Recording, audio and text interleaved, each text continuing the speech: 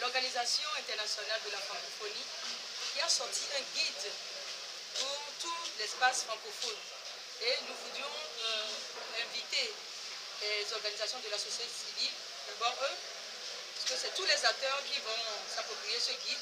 Nous avons commencé par les organisations de la société civile pour qu'ils s'approprient ce guide, qu'ils l'étudient et qu'ils voient dans quelle mesure ils pourront en faire un bréviaire, si vous voulez, ou bien une Bible, pour que la justice transitionnelle, ou bien la justice sur vérité et réconciliation soit effective dans notre pays. Quel est l'état de la mise en œuvre des recommandations actuellement?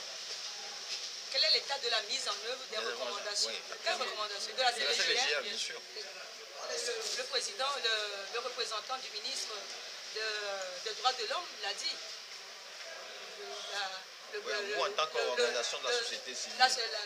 Le livre blanc qui a été mis en œuvre, qui a été distribué, qui a été divulgué la dernière fois, c'est un pas que nous avons salué au niveau du gouvernement. C'est eux qui doivent mettre en marche les mises en œuvre de la CVJR et ils font des petits pas, ils font des pas et nous...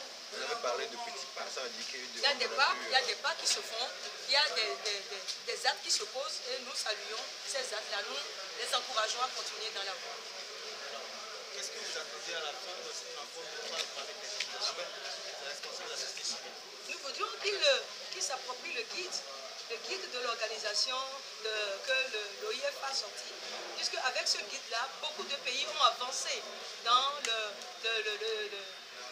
la réconciliation de leur pays et nous pensons que si ce guide-là la société civile s'approprie ce guide, pas seulement la société civile, je vous l'avais dit tout à l'heure, ce sera avec les autres acteurs, mais nous commençons par la société civile. Il faudrait qu'ils s'approprient ce guide-là pour que la réconciliation soit effective dans notre pays.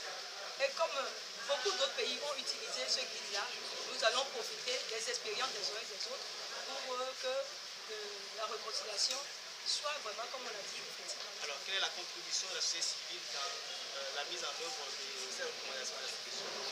La société civile, c'est vous, c'est moi, c'est tout le monde. C'est nous qui sommes la société civile.